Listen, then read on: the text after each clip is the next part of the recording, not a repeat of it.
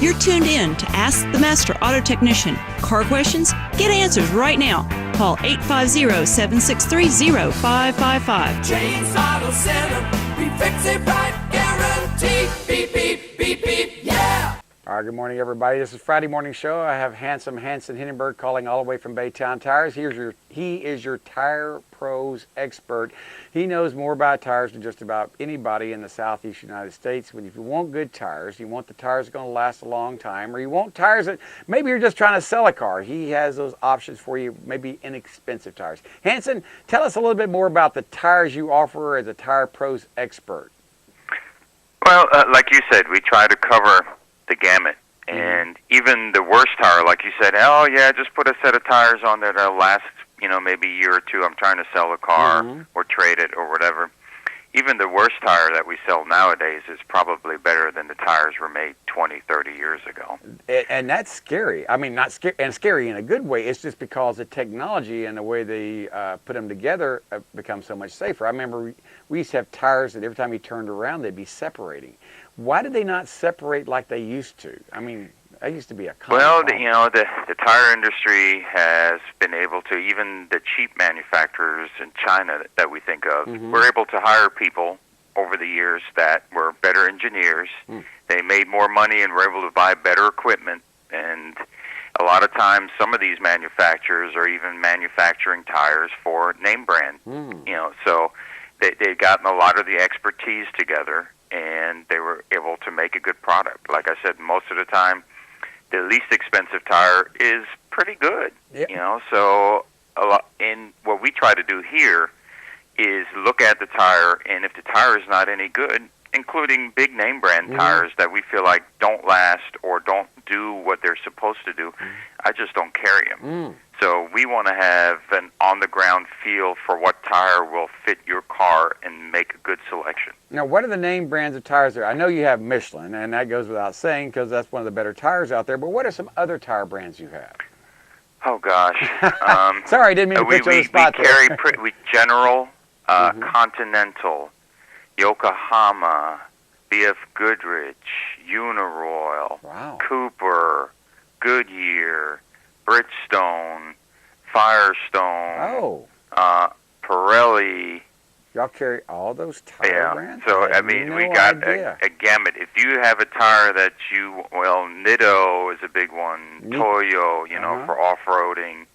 So all those tires are available to us, and we also carry, rims to go along with some of the selections. That's actually very popular, again, to customize the car and get a new set of tires and get a new set of rims to go along with it that are usually black. Usually black. I know that rims now, believe it or not, compared to back in the 70s, seem to be, in my opinion, maybe I'm wrong, cheaper than they used to be. I don't know if that's true or not. But well, again, it has to do with, manufacturing expertise. They're able to make a better rim now for less money than they did 20, 30 years ago. I remember back in the 70s, if you wanted to buy a set of, Krager mag wheels, you were talking about spending $800 to $1,000, depending on what size you wanted.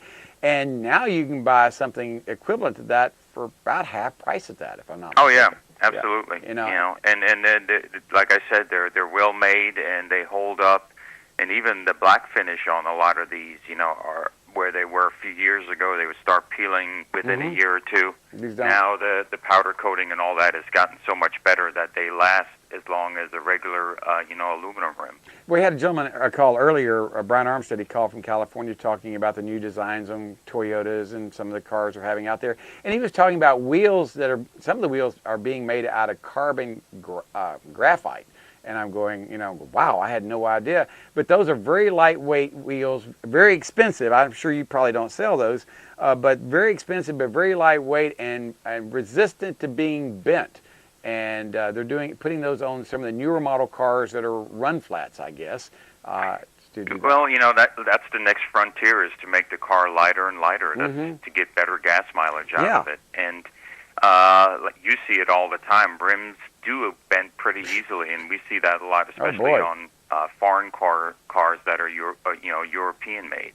That's part of their ride control, is to make the rim softer to absorb some of the vibrations from the road. But if you hit something the rim bends very easily, and you're talking $300-400 on a Mercedes rim. We had to buy a set of 3 out of 4 rims were bent on a BMW the other day, and the cheapest thing we could find was get on Craigslist and find used ones. That's what we found.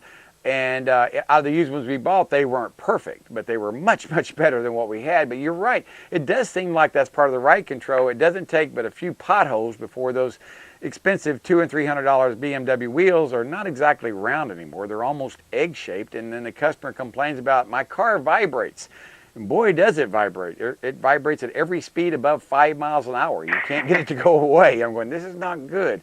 But I guess I didn't realize that's part of the ride control, but the wheels are so thin on these wheels. You know, they don't hardly weigh anything. When you take the tire off, it's kind of like, dadgum, that's very lightweight. But I guess that's part of the ride control. They're not made for hitting potholes at 100 miles an hour. And that happens. But I mean, people are amazed usually. You know, some rims are very heavy and some rims are very light. Some of the truck rims you can barely pick up by yourself. Tell me about it. And some of the car rims, and now even, you know, you were talking about a carbon fiber style rim, but even some of these aluminum rims that they use on Priuses and things like that, you can almost pick them up with one hand. They are. They're very lightweight, but they do bend. It doesn't take much to make them egg-shaped on there. And people ask me all the time, he says, how do I know when I need an alignment? And I try to tell them, I said, every year, every 12 to 15,000 miles, whether you think you need an alignment or not, you really should have that done. What is your viewpoint on alignment, since we're talking about wheels getting bent and things like that? Well, you're absolutely right. I would probably recommend, you know, at least have it checked once a year. A lot of times what we see is that, unfortunately, you know, front-end parts are worn out, especially on trucks. Oh, yeah.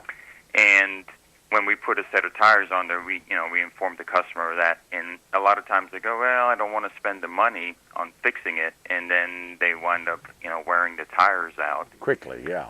And that, you know, we want you to protect your investment, so you make sure that you get a good alignment at least once a year, and have them check thoroughly the front end. Sometimes what we see is that people do the front end alignment, but it really doesn't take what we call take, because it's just too loose. It's too loose. Of the time. And when people say it, too loose, we're talking about lower ball joints. If you own a Ford truck, and I'm not picking on Ford, and it has more than 35,000 miles on it, and it has no grease fittings in it, the odds are that you may have bad ball joints.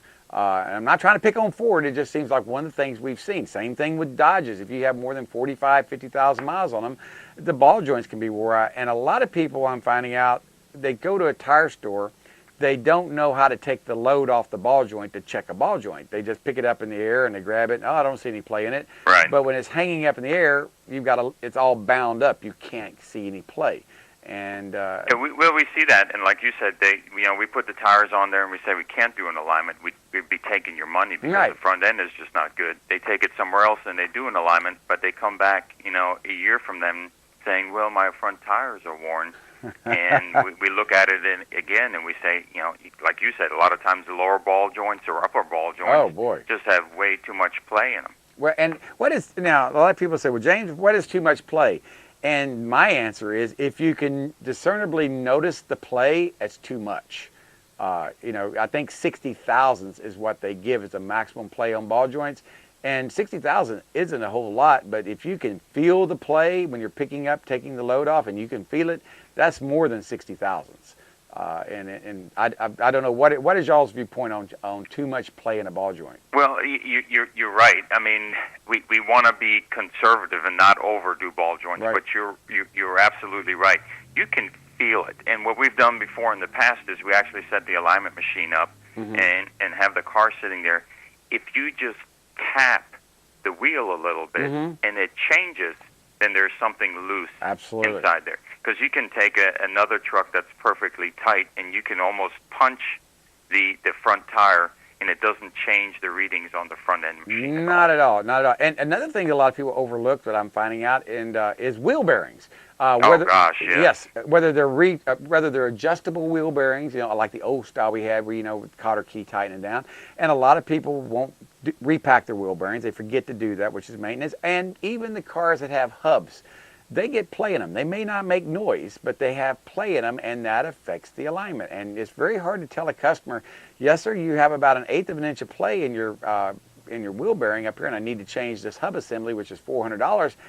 And you get this look like, I don't think that's what I need to do. And I go, well, let me explain to you. Just like you said, you put it on the machine, and that 1/8 inch of play will really make the caster, the camber, the toe end all change. And it doesn't take long to wear a tire out on the inside or outside. And you know, what we see too is people go, well, you know, the ABS light is on, and a lot of times that has to do with the hub as well, because it's so loose. Well, I don't really want to put a whole new hub in there. I just want to put a new ABS sensor. And a lot of people don't realize that it's part of the hub assembly Part itself. of the hub assembly. Especially, yes. Yeah, when you try to explain to a customer, yes, I need to change this $450 hub on your F350, they go, why so expensive? That's exactly how much it is too. And I said, why so expensive? I said, because they're so big, and they got a built-in sensor into it. And like you said, they're not cheap. And you can really get yourself in trouble by cutting corners and putting cheap parts on. I've seen people put brand new hubs that were not high quality parts, and 6 months later be wore out again. Again, I can't. You're right on the money. I have a car sitting out here where a customer got a hub set up, supposed to be AC Delco or whatever was a good deal online. And I really didn't want to put it in there, but we put it in there, and not 2 or 3 months later, it's sitting out there now, and one of the wheel bearings is just so loose that it's, he has to get another one to replace it. And that's another reason that James Auto Center does not install customers' parts. Every time we've installed a customer parts, it comes back and bites us in the hiney, and it gets us in trouble. Well, we don't warranty. We will gladly put your parts in there, but we don't warranty the labor at all. So that's a good thing to do. Unfortunately, a lot of customers just get mad at you, even if you warranty it or don't warranty. You're absolutely right there too. They can't believe that parts fail. No, they don't. Unfortunately, some of the better move parts that we get sometimes fail. But we want to make sure that we put the absolute best part in there, and that we can warranty it for you. Yeah, and that's how you do it. If you put the part in, you pay for the warranty. There's a markup on the part, markup on the labor. Something goes wrong, it's covered under warranty. And that's how you stay in business. And that's how small businesses stay in business. They've got to make sure incoming exceeds outgoing. Too many businesses don't exceed incoming and outgoing. It's just the opposite where more goes out than comes in. And then they wonder why they have all this money coming in, but they don't have any money in the bank. And you've seen that, and I've seen that over the years, and it's tough running a small business out there. And you've been in business now 25 years, y'all?